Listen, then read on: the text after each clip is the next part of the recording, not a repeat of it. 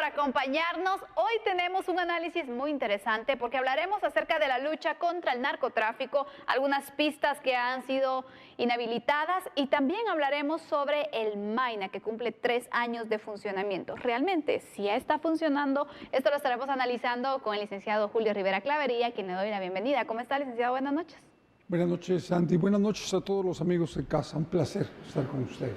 ¿Y qué está pasando en el mundo? Andrés Estrada nos tiene los pormenores y nos da un adelanto de lo que se viene también en el bloque internacional. ¿Cómo estás, Andrés? Buenas noches. ¿Qué tal? Feliz noche, Sandy, licenciado Clavería. Mucha información internacional. Hay un acuerdo entre Rusia y Ucrania para la exportación de granos. Es un acuerdo que se esperaba desde hace mucho tiempo porque estaba en riesgo muchos de los alimentos a nivel mundial, lo cual podría hacer elevar aún más los precios. De esto hablaremos un poco más a detalle. Y también la situación de Joe Biden con COVID-19, que bueno, hay también bastante información y sobre la viruela símica porque ya está empezando a afectar a niños en Estados Unidos. Todo esto y más en unos minutos acá en A la Medida. A continuación, nuestros titulares. Pistas clandestinas inhabilitadas. Acciones de seguridad continúan descubriendo lugares utilizados por grupos dedicados al narcotráfico. 3 años del MAINA revelan estadísticas sorprendentes sobre la atención a la niñez y adolescencia. 1 millón de contagiados. Siguen registrándose altas cifras de nuevos casos diarios de COVID-19.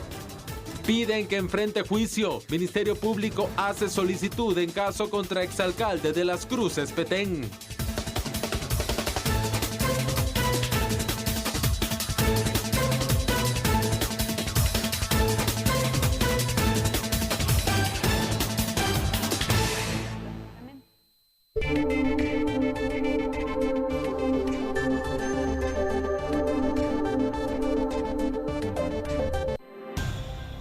En las últimas semanas se ha logrado la captura de personas indicadas en delitos de extorsión, sicariato y narcotráfico. El Ministerio de Gobernación, a través de conferencia de prensa, dio a conocer los resultados obtenidos en los operativos realizados a nivel nacional. En lo que va del año, se han desarrollado diferentes acciones articuladas en materia antinarcótica que ha hecho que las estructuras de narcotráfico dejen de percibir 776 millones de quetzales. Además, se han capturado en lo que va este año 990 personas detenidas por delitos relacionados al narcotráfico. Además, el programa de erradicaciones, producto de los planes de ambos ministerios, ha permitido la erradicación de más de 9 millones de matas de amapola, más de 3 millones de matas de marihuana y más de 1.800.000 arbustos de coca. Otro aspecto importante es que se ha desarticulado estructuras criminales. 16 personas se han capturado relacionados al narcotráfico y con solicitudes de extradición.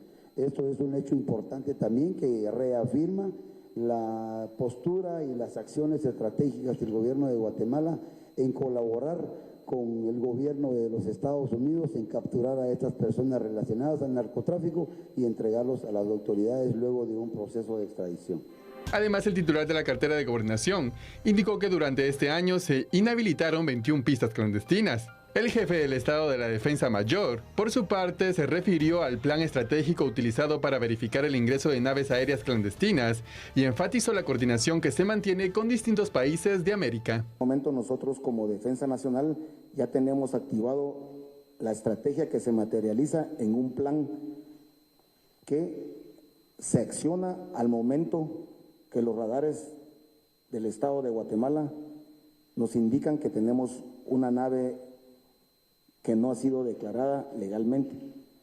Es en este entonces que sacamos esta estrategia materializada en este plan que le llamamos plan de trazas, plan operacional de trazas, y cubrimos todas las pistas, tanto pistas declaradas como pistas no declaradas, con sus capacidades, operaciones aéreas al momento de efectuar esta interdicción de aeronaves ilícitas dentro del territorio nacional, monitoreado con plataforma de radares primarios y secundarios de la Fuerza Aérea Guatemalteca, Tenemos un intercambio de información de inteligencia con los países de Centroamérica, Sudamérica y Norteamérica.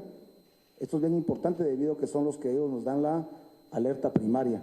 Por lo tanto, en ese momento, todas las unidades del Ejército de Guatemala echan a andar la estrategia que ha sido diseñada para contrarrestar esta amenaza a la seguridad nacional. Sin duda alguna, la lucha contra el narcotráfico es uno de los grandes retos que en materia de seguridad enfrenta nuestro país. Licenciado Clavería, llama la atención que en la ubicación de pistas clandestinas que son utilizadas en su mayoría para el tema del narcotráfico, muchas de estas han sido localizadas en Petén, que sabemos entonces que son en áreas protegidas, incluso en lugares de selva. Entonces, ¿tiene ciertos elementos Petén para que sea atractivo para este tipo de objetivos criminales? Primero, la extensión, Sandy.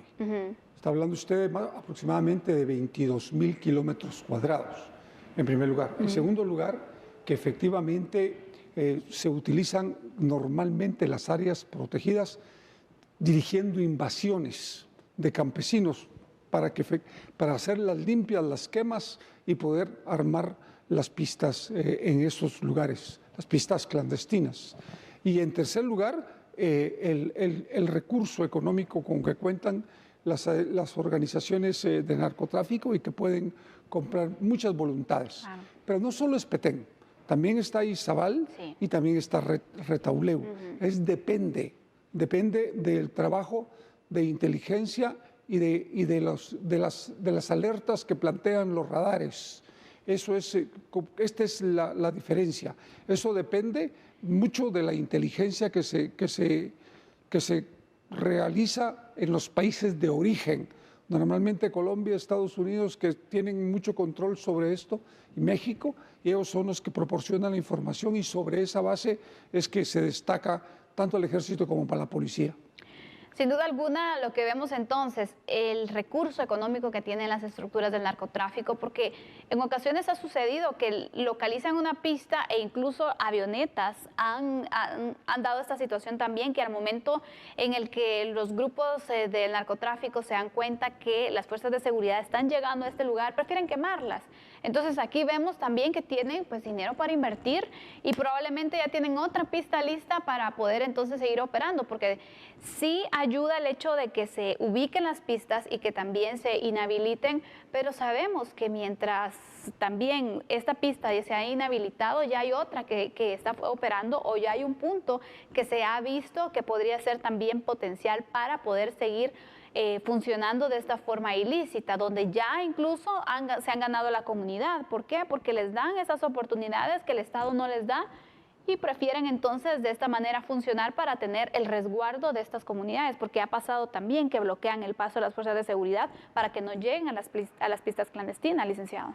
Es que lo que sucede es que efectivamente hay líderes negativos en algunas comunidades que trabajan directamente con carteles del narcotráfico y movilizan a la gente para que sirvan como escudos para que las fuerzas de seguridad que se manejan por la vía terrestre no puedan ingresar. Porque el problema es que ellos están armados con fusilería, están armados con morteros, están armados con mucho equipo de tipo militar. Y por lo tanto es un problema muy serio que vamos a tener que combatirlo con mayor fuerza para evitar que se siga expandiendo en la manera que se está expandiendo. La verdad es que lo que nosotros vemos en pistas clandestinas es porque esas áreas son las que se prestan con más facilidad. Las otras son montañosas, pero también hay producción, también hay vías terrestres por las que se trasiega o por el Océano Atlántico o el Océano Pacífico, y va cambiando dependiendo de la persecución que las fuerzas de seguridad pública del Estado dirijan. Va cambiando de aire a mar y de mar a tierra. 17 pistas clandestinas han sido localizadas e inhabilitadas durante este año. ¿Cómo ve usted ese número, licenciado? Pues mire, yo creo que es un buen número y significa que se está haciendo el trabajo por parte de la Policía Nacional Civil y del Ejército de Guatemala, porque este es un trabajo más de inteligencia.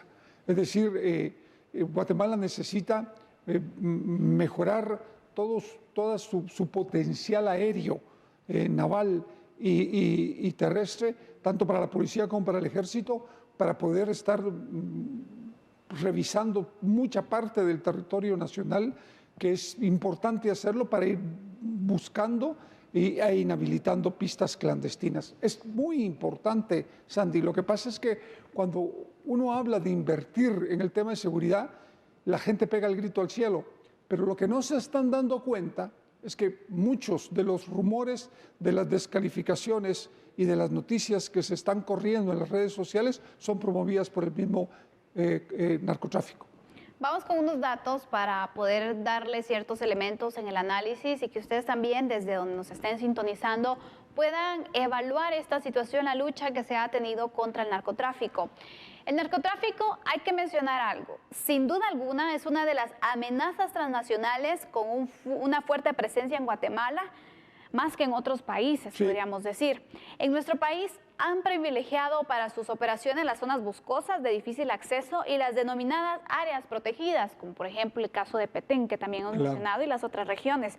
En los últimos meses incluso han surgido casos de invasiones de fincas en Escuintla por parte del narcotráfico con el propósito de construir pistas clandestinas para el aterrizaje de avionetas. Vamos con otra información, porque hablemos de Petén. Este departamento es uno de los que más se ha visto afectado en las áreas protegidas porque lo utiliza el narcotráfico. Es necesario saber que los cárteles sudamericanos provenientes de Colombia, Ecuador y Venezuela mantienen estrecha relación con los cárteles mexicanos.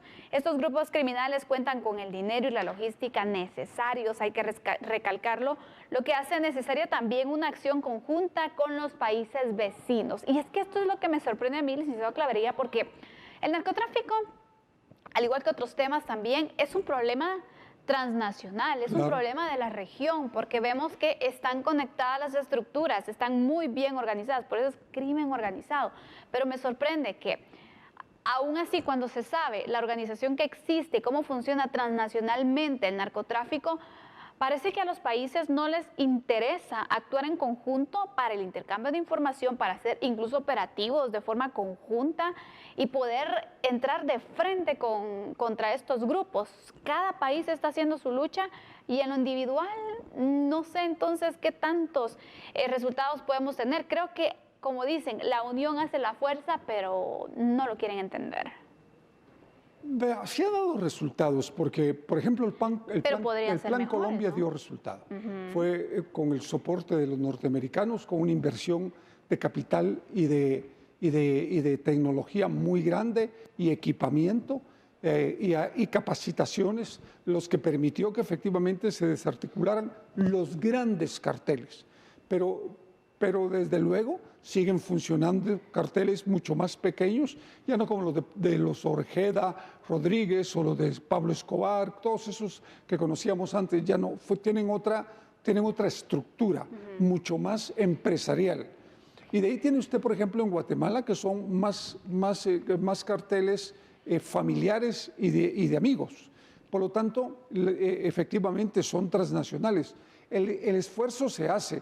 Lo que pasa es que no es tan simple como uno lo puede ver. Ellos tienen y cuentan con un equipamiento muy grande también en materia de inteligencia, en materia de comunicaciones, en informática. Tienen a los mejores. Y entonces es un tema muy complicado y muy complejo. Y creo que el esfuerzo hay que seguirlo haciendo, pero sobre todo con Colombia, México, Estados Unidos, que son, digamos, los tres grandes pilares con los que hay que trabajar para combatir un fenómeno tan complicado y complejo como lo es el narcotráfico. Me llama la atención porque sabemos que con este plan que usted decía, el Plan Colombia, que se tuvo con el equipamiento y la forma en la que se estuvo operando, el punto creo que esta es una de las desventajas o de las debilidades que enfrenta nuestro país, el equipamiento. Si hablamos que el narcotráfico tiene el poder económico para invertir en tecnología, invertir en compra de voluntades también, es un gran reto y es un gran enemigo el que está enfrentando el Estado de Guatemala, las fuerzas de seguridad, pero sobre todo lo que no vemos entonces es la inversión para poder combatir este flagelo, porque con poco equipo o con vehículos que no responden o con armas que no son las adecuadas, no creo que se vaya a hacer frente entonces como se debería o para tener los resultados que se esperan contra el narcotráfico. Lo que sucede es que, desgraciadamente, cuando se quiere invertir en seguridad, inmediatamente saltan algunas personas, unos que son aliados de la narcoactividad y otros que tienen una agenda política planteando que el ejército no se le debe otorgar tecnología, no se le debe equipar con armamento, con aviones, con barcos, lanchas y todo lo que es equipo automovilístico, y al igual que la policía. Pero el problema es que hay una serie de intereses. Cuando uno ya ha estado en estas posiciones y se da cuenta cómo se maneja el tema de la narcoactividad en el país, en términos generales, usted va a encontrar carteles funcionando en Huehuetenango, San Marcos, Quiché, Sololá, Petén, en Izabal, en Zacapa, en Escuintla, en Suchi, es decir, y entonces ahí hay tanto los intereses que se conjugan que el trabajo tiene que hacerse coordinadamente con otros países, Sandy. Es imposible que nosotros lo podamos hacer solos porque los pocos recursos que tenemos, primero, no dejan que se inviertan y segundo, ha sido un problema de corrupción y que hay que decirlo con absoluta verdad, que creo que hay que entrarle fuertemente. Ese es el tema de fondo en todo esto. Muy buena conclusión, la verdad, porque sí tiene razón en lo que indica y es importante también que se pueda entonces cambiar la estrategia del combate al narcotráfico, invertir más, preparar más y equipar a las fuerzas de seguridad para que ellos puedan dar los resultados que todos esperamos. Cerramos aquí el tema y vamos a continuar ahora con otra información. Hablaremos sobre los expendedores de combustibles porque la Asociación Guatemalteca de Expendedores de Gasolinas se pronunció por el proyecto de la SAT. Ayer le comentábamos que ellos estaban proponiendo y analizando el hecho de no despachar el combustible a las personas que no hayan pagado el impuesto sobre circulación de vehículos. Empresarios detallaron que esta medida podría ser contraproducente para la economía nacional y que viola la ley de comercialización de hidrocarburos, que indica que no se puede restringir la venta de gasolinas. Nuestra situación comercial la rige la ley de comercialización de hidrocarburos. Entre su articulado, entre las sanciones están que las estaciones de servicio no se pueden negar a vender producto al consumidor porque pueden tener sanciones. Entonces, una medida esta creo que entraría en contradicción con lo que es la ley rectora de la comercialización de combustibles en el país. Por lo tanto, pues tendríamos que tener mayores detalles sobre la propuesta para poder emitir una mejor opinión. Sí, yo creo que es importante que al generar esta iniciativa ellos tomen en cuenta la situación de los consumidores y la situación económica que tenga el país para poder hacer una evaluación. Nosotros pues tenemos mucha claridad en cuál es la normativa que nos rige actualmente y es la ley de comercialización de hidrocarburos, la que, repito, nos manifiesta que nosotros pues tenemos que vender el producto al consumidor. Expendedores esperan reunirse a corto plazo con representantes de SAT para evaluar dicho proyecto que está en estudio.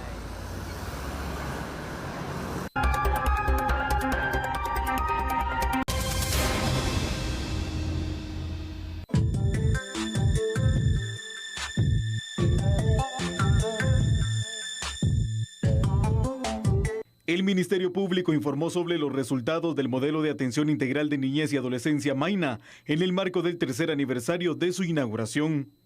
En la actualidad, la Fiscalía de Niñez y Adolescencia ha recibido 12.289 casos, es decir, 12.289 niñas, niños y adolescentes han conocido la verdadera justicia con la inmediatez, la calidad y la oportunidad que cualquier ciudadano guatemalteco merece.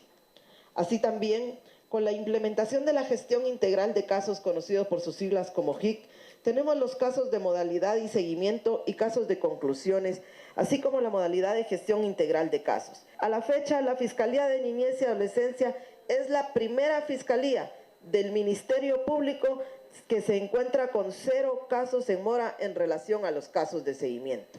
La fiscal general y jefa del Ministerio Público destacó la importancia del modelo dentro de la persecución de la justicia para menores víctimas de la violencia en el país. Maina es un modelo de protección integral en favor de la niñez violentada en sus derechos y consecuentemente es un servicio de calidad, con calidez que tenemos al servicio de todos nuestros niños guatemaltecos, así que poder hacer llegar a la población guatemalteca que no duden en denunciar, por cuanto que el Maina siempre, las 24 horas del día, los 365 días del año, están con las puertas abiertas para poder servirle a la niñez integralmente. Ya no solo es la resolución de cualquier conflicto legal, sino que aquí estamos dando un tratamiento integral, por cuanto que tenemos 14 instituciones trabajando al mismo tiempo en favor de la niñez guatemalteca. Dentro del informe se detalló que han sido 739 detenciones,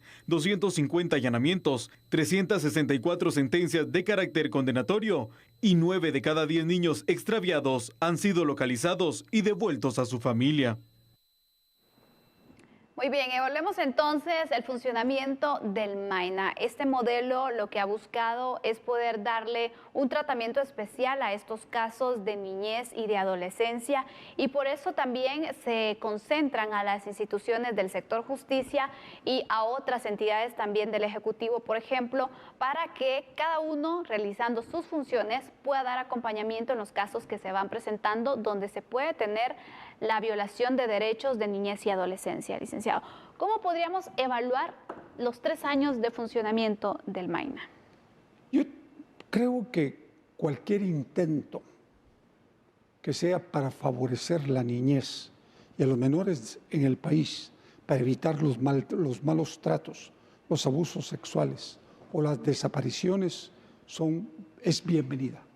Y creo que el Maina, de alguna manera, ha acelerado las investigaciones porque cuenta entre la coordinación, desde luego, con el Ministerio Público, con la Policía, el Ministerio de Gobernación, la Policía Nacional, con la Defensa Pública, con el Ministerio de Salud, con el Ministerio de Desarrollo y con algunos otros, que es la Procuraduría General de la Nación. Por lo tanto, el esfuerzo es un esfuerzo coordinado. Y yo siempre he creído que cuando uno logra coordinar el esfuerzo con instituciones de manera seria y de manera responsable, los resultados son satisfactorios. Y creo que el Maina está dando resultados satisfactorios. Lo importante es no concentrarlo en el departamento de Guatemala o en la ciudad capital, sino ver la posibilidad de descentralizarlo a otros departamentos para que efectivamente pueda mejorar esa prestación de un servicio que es esencial en el país, porque si algo abunda acá, son malos tratos para niños y para menores. Y ahí en el Maina no solamente se tratan los casos ya cuando hay una denuncia, sino que también se dan asesorías, se dan acompañamientos cuando también existe el riesgo de un menor de edad, necesitan alguna medida de seguridad y otros recursos también para la protección de sus derechos. Y otro punto también que hay que destacar, licenciado Clavería, es la forma en la que están funcionando, las 24 horas, los 7 días, está permanente, no importa la hora, usted puede llegar ahí para pues poder solicitar acompañamiento, asesoría de las diversas instituciones y es un plan que se activa inmediatamente y se busca darle celeridad también a los casos. Es que ese es el punto, porque efectivamente si algo en Guatemala es rogada es la justicia. Así es. Y entonces creo que un modelo como el Maina lo que hace es acelerar los procesos y mejorar el trato hacia las víctimas para que no vuelvan a ser víctimas secundarias de los mismos hechos. Y creo que eso es vital, Sandy. Y aparte de que creo que están cumpliendo con un esfuerzo muy grande, porque no es fácil cuando no se cuenta con los recursos necesarios para poder armar un modelo de esta naturaleza con los resultados que hoy tenemos. Vamos a ir con unos datos porque también es importante mostrar cierta información de acompañamiento del análisis que le estamos presentando. En todo el mundo, pero sobre todo en Guatemala, los grupos más vulnerables de la población son sin duda las mujeres, los adultos mayores y la niñez, así como la adolescencia. Por ello se necesita de un modelo o sistema para poder atender así a los niños que han sido víctimas de algún tipo de agresión o de violencia. Así surge el modelo de atención integral de la niñez y de adolescencia Maina, que fue inaugurado, de hecho, el 18 de julio del 2019. Vamos también con otra información. Aquí le mostramos entonces acá algunos datos de cuáles son algunas de las metas del MAINA. El MAINA es un sistema de atención inmediata integral para proporcionar una respuesta diferenciada y eficiente a niñas, niños y adolescentes que han sido víctimas. Fue creado a instancia del Ministerio Público con el apoyo de 10 instituciones más que coadyuvan desde el ámbito de sus competencias para poder brindar así una atención a niñas, niños y adolescentes. Su propósito es poder brindar una justicia ideal, como es pronta y cumplida, adaptada a las necesidades que sean específicas para la niñez. Estos son algunos de los objetivos entonces que busca el MAINA, que ha tenido ya algunos resultados. Creo que también sigue enfrentando sus retos porque se van dando, ¿no? En 3 años se han tenido estos resultados con las atenciones, pero también el punto que usted destacaba, yo lo quiero retomar, la expansión que se pueda ir dando, por lo menos por región, ¿no? Pero para esto se necesita una inversión. Sí, y yo creo que el esfuerzo, vea, yo creo que ahorita lo primero que se está viendo en estos 3 años son los resultados de ese esfuerzo y que efectivamente ya vieron que sí funciona. Eso implica que el próximo paso tiene que ser poderlo expandir a nivel nacional por regiones y después por departamentos, pero la idea es poder brindar ese servicio a niños y menores, porque definitivamente son víctimas. En muchos de los casos hay muchas regiones en el país en donde los niños sufren lo inimaginable, de verdad, lo inimaginable, y creo que la labor que ellos podrían hacer en esas áreas sería inmensamente grande. Definitivamente. El MAINA está concentrado con las instituciones que conforman el sector justicia, con otras instituciones también de gobierno que dan acompañamiento, con el Ministerio de Salud, también la Secretaría de Bienestar Social, ellos están presentes, el INASIF, por supuesto, también está, y lo que se busca es, ¿qué pasaba antes? Se presentaba un caso donde se vulneraban los derechos de la niñez, diversos delitos también, diversas violaciones a sus derechos, y pues se tenía que realizar por los juzgados correspondientes, ¿no? Pero al momento de realizar pruebas, por ejemplo, psicológicas o esas famosas entrevistas por medio de la cámara también, donde los niños como manera de una plática prácticamente les van sacando información que dé con algunos indicios de lo que estaban sufriendo, porque sabemos que el tratamiento de un niño no puede llegar y declarar, sino que es otra forma en la que se llega, pero el recorrido de la víctima era muy largo, era muy expuesto. Entonces, lo que se buscó también con el MAINA fue poder reunir a las instituciones en un mismo lugar para que en ese momento ahí se pueda tener la defensa, se pueda tener también el INASIF para que pueda dar las pruebas científicas, se pueda tener un juzgado que está permanente, está de turno, y de esta manera entonces no hacer correr y dar tantas vueltas tanto a la víctima como a la persona acusada, sino sacar los casos más rápidos, porque sabemos que también la niñez necesita que estos casos se resuelvan de una forma pronta, porque tampoco puede estarse exponiendo tanto a un niño cuando son incluso a veces situaciones muy fuertes, licenciado. Son traumatizantes. Así es. Por eso es que es muy importante que el nivel profesional de estas personas, que son las que entrevistan a los niños y a los menores, tengan un alto nivel que les permita ir recolectando la información rápidamente sin afectarlos y traumatizarlos, porque efectivamente ese debería de ser el gran objetivo. Y creo que conforme el tiempo ha ido pasando, estoy convencido que eso ha ido mejorando, porque en los inicios ha de haber sido muy complicado. La gente no tenía la experiencia y lo fueron adquiriendo en el camino. Creo que hoy estoy seguro, sin tener más información, que ya el nivel profesional ha de ser de primer grado en MAINA. Así es, le hemos presentado entonces este sistema, si usted no lo conocía, está funcionando. En ocasiones también vemos casos de menores que están siendo afectados de alguna forma y no sabemos qué hacer. Pueden acudir a este centro que se ubica en la zona 12, en la avenida Simeón Cañas, al final, para que se les pueda dar el acompañamiento también. Funciona las 24 horas todos los días del año para que de esta manera también se pueda resguardar y proteger sobre todo a la niñez y adolescencia. Cerramos el análisis y vamos a continuar con otros temas. Hablando de temas legales, daremos a conocer este caso donde el Ministerio Público solicitó que el exalcalde René Gilberto Reynosa enfrente un juicio. A continuación, los detalles. En diciembre del 2019, la Policía Nacional Civil reportó la captura del exalcalde de Las Cruces, Petén, René Gilberto Reynosa Alegría. Un juez penal autorizó la detención del exfuncionario por los delitos de asesinato, asesinato en grado tentativa y asociación ilícita. Según la investigación del Ministerio Público, Reynosa Alegría es el autor intelectual de la muerte del concejal de la comuna de Las Cruces, Erwin Orlando Sánchez Andrade, acribillado a balazos en diciembre del 2016. El abogado defensor pidió que su patrocinado no enfrente un juicio y criticó la investigación de la Fiscalía. Se condena a esas personas por los delitos de asesinato y asesinato en grado de tentativa, no por el delito de asociación ilícita. ¿Por qué razón? Porque el Ministerio Público no ha sido capaz de acreditar el delito de asociación ilícita. Y señor juez, partimos del supuesto de la acusación que se le está realizando a mi defendido, que si no se prueba la asociación ilícita, él no tiene ninguna participación en los hechos que se le ocurren. Según la investigación, René Gilberto Reynosa Alegría es indicado de la muerte del concejal de Las Cruces, Erwin Orlando Sánchez Andrade, en diciembre de 2016, así como el intento de asesinato de otra persona en septiembre del 2017. Antes de fallecer, Erwin Orlando Sánchez Andrade, de 39 años de edad, denunció al exalcalde y al secretario por acto de corrupción en la municipalidad de Las Cruces, Petén.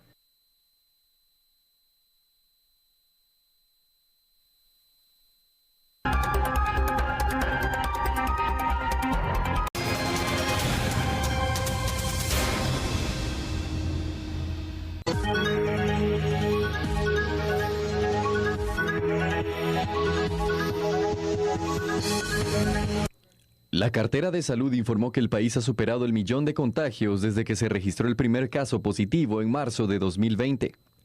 La cifra actual de casos positivos registrados a lo largo de 2 años y 4 meses es de 1.004.311 contagios. La cifra se alcanza en medio de la quinta ola marcada por la alta transmisión del virus. Desde inicios de año se anunció la presencia de la variante Omicron y posteriormente las variantes BA2.12.1, BA4 y BA5, que son más infecciosas y han provocado más contagios. En las últimas 2 semanas, el promedio de personas positivas es de hasta 6.000 y 7.000 diarios. En ese sentido, Guatemala se convierte en el país número 63 en alcanzar la cifra de 1.000.000 de casos positivos acumulados de COVID-19 en el mundo. 1.000.000 de casos positivos acumulados son los que se han registrado en Guatemala, imagínense ustedes. Vemos que todavía estamos enfrentando una quinta ola de contagios, donde hoy, por ejemplo, 6.000 casos positivos se reportaban en las últimas 24 horas por parte del Ministerio de Salud. ¿Cómo podemos tomar estas cifras, licenciado? Vea, yo lo veo muy complicado, porque el problema es que ese 1.000.000 de infectados, una parte proporcional, utilizan los servicios de salud en detrimento de enfermedades graves, que hay muchos en el país, que se ha tenido que recortar el presupuesto en medicina o en equipamiento para salir de la problemática que plantea el COVID en Guatemala. Por eso es que es sumamente importante que los guatemaltecos entendamos que tenemos que cuidarnos con verdadera responsabilidad, porque en la medida que nosotros no utilicemos el sistema de salud pública, en esa medida otras personas tienen acceso a la salud. Gente que padece de riñones, gente que padece de corazón, gente que padece enfermedades muy complicadas y que necesitan un tratamiento muy caro, que no lo pueden hacer en las calles y que efectivamente se los puede proporcionar salud, siempre y cuando tengan los recursos. Vemos entonces que todavía estamos con estos casos en aumento también que se van registrando, aunque se espera, según las autoridades de salud, lo decían esta semana, que para la siguiente semana se vaya registrando un descenso también en los mismos, pero todo va a depender de qué tanto nosotros aportemos con los cuidados y la prevención, porque aquí no es echarle la culpa a nadie más que de lo que nosotros también hagamos, porque una principal responsabilidad está en cada uno de nosotros. Es que usted lo está diciendo. Yo soy responsable de cuidarme yo para no infectar a mi familia o infectar a mis amigos. Pero si el problema es que se infecta una persona y infecta 10, 20, y estos 10, 20, 40 y así se va multiplicando, el resultado es este número que tenemos hoy. Y vea, yo no sé qué tanto pueda ser cierto que vaya a ir descendiendo el número de contagiados, porque no sé cuál es la base. Tal vez que ya, posiblemente que ya llegamos al límite según ellos. Podría ser, pero ojalá que empiece ese descenso porque lo necesitamos para que esos recursos vayan a la gente que también lo necesita con otras enfermedades que son muy complicadas. Así es, y el punto también es que hablamos de la responsabilidad desde la prevención, por ejemplo, pero también otros niveles de responsabilidad. Antes, cuando empezaba la pandemia, incluso en el primer año, sucedía que alguien tenía algún síntoma, por ejemplo, o estuvo en contacto con alguien, era como avisar inmediatamente, incluso pues hacer la cuarentena, claro, poder realizarse la prueba y ver, bueno, ¿será COVID o es una gripe? Pero descartemos el COVID. Existía más responsabilidad en cuanto a tomar estas medidas, pero ahora no. De hecho, yo me he encontrado con personas que dicen, es que es una gripe, y ya hiciste prueba. No, pero es una gripe. O sea, se creen médicos también para automedicarse, para autodiagnosticarse incluso. No, es que yo sí creo que es una gripe porque así se me presentan las gripes y realmente no sabemos. Y pueden poner en riesgo a otros porque los pueden contagiar, o en ocasiones también tienen a un familiar que dio positivo, hay riesgo también de que sea contagiado, o alguien con el que compartió sin mascarilla estuvo positivo, ya no avisan, y cuando siente uno ya no sabe entonces con quién se puede encontrar. Creo que aquí debe existir un grado de responsabilidad, ¿no? Algunos dicen, es que tengo miedo que por decir que tal vez estuve en contacto la gente me huya, y no, simplemente es tomar medidas, claro, pero hasta en eso se está fallando, licenciado. Pero mire, si antes, cuando la pandemia estaba en su apogeo, había gente que sabían que estaban infectados y salían a la calle. Sí. Imagínense hoy que efectivamente la carga viral es menor, o sea, los efectos del COVID ya no son como eran antes, lo que usted dice. Entonces, no, es una gripe. La gente simplemente le vale madre. Y lo que pasa es que se van a la calle, infectan a todo el mundo, y ese es el resultado que tenemos hoy. Así es. Y esto, por eso es que yo veo que no es tan simple ese descenso, porque efectivamente lo que usted dice, la gente ya ni siquiera se quiere hacer la prueba. Creen que no es COVID, se autodiagnostican y dicen no es COVID, es gripe, y así se van a la calle. Exactamente. Y es una completa irresponsabilidad, la verdad. Claro. Creo que se agradece el hecho de incluso avisar, ¿no? Mira, estoy positivo, tus precauciones, porque también entonces se vuelve una cadenita y probablemente esa persona se haya contagiado, contagia a otros porque no sabía, y así vamos hablando de responsabilidad en diversos aspectos. Desde la prevención, de siempre mantener el cuidado de la limpieza, utilizar la mascarilla, que en este punto también va a ser un poco complicado, ¿no? Porque recordemos, ya no es obligatorio y queda la responsabilidad en cada uno de nosotros. La pregunta es, ¿estamos listos? Fíjese que le cuento, hoy me tocó que ir a almorzar a un restaurante y estaba lleno, absolutamente nadie entró con mascarilla. Y entonces se sentaron y pues, desde luego lo mismo. Le puedo jurar que habían contagiados. Y entonces el problema es que efectivamente el riesgo es muy alto de contagiarse cuando hay reuniones grandes, masivas, es muy alto. Y por eso es que yo veo muy difícil que el número pueda ir descendiendo. Ojalá que yo esté totalmente equivocado, porque lo que menos quisiera yo es que ese número se disparara. Totalmente. Y aparte, agregando un poco lo que usted ha indicado, licenciado Clavería, también, no sé si ustedes también se han dado cuenta, pero ya uno va a comprar a ciertos lugares y ni siquiera los que lo atienden a uno están utilizando mascarilla y uno se queda como, bueno, ahí es responsabilidad de cada uno, usted utilícela, porque también son personas que uno no sabe con quiénes han estado en contacto y aquí venimos también al riesgo del contagio, ¿no? Entonces no es su círculo y por lo tanto también tendríamos que mantener también esta situación, pero también sucede que los que atienden no tienen, los que ingresan a comprar tampoco, bueno, sálvese quien pueda, ¿no? Sí, las posibilidades son enormes de contagios, pero yo creo que hay algo que usted planteó muy bien, y es que la responsabilidad está en nosotros. Y entonces yo creo que el llamado es a la reflexión a los guatemaltecos para que utilicemos la mascarilla, nos lavemos las manos constantemente con agua, con jabón y con gel, y que guardemos la distancia social. Es decir, y si nos infectamos, como usted también lo planteó, Santi, por favor, avisen a las personas con las que estuvieron. Eso es ser responsable y ser solidario. Exactamente. Vamos a ir con unos datos para apuntar en ese análisis también de la situación del COVID-19. Ya llegamos al 1.000.000 de contagios. Los casos de COVID-19 siguen en una cifra bastante alta, con una positividad que consiste en superar prácticamente el 30%, imagínense ustedes, de positividad es la que se tiene. A principios de julio se rompió la barrera de los 6.000 casos, aunque días después el número de casos superó los 7.000 en 24 horas. Imagínense cómo varió la situación. Esta semana no se llegó a esa cifra, pero siguen dándose casos elevados.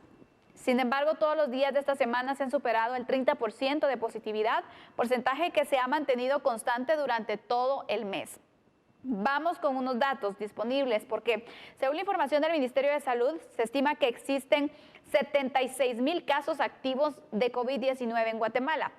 Esta cifra representa un aumento sustancial en el número de casos activos, ya que apenas la semana pasada se registraban alrededor de 50.000 casos activos y a finales de junio unos 30.000 casos activos. En total se han registrado más de 1.000.000 de casos de coronavirus y se han contabilizado más de 18.800 fallecidos, lamentablemente, por esta enfermedad. Licenciado, ¿cuáles serían las conclusiones que usted podría plantear en este tema que todavía es preocupante?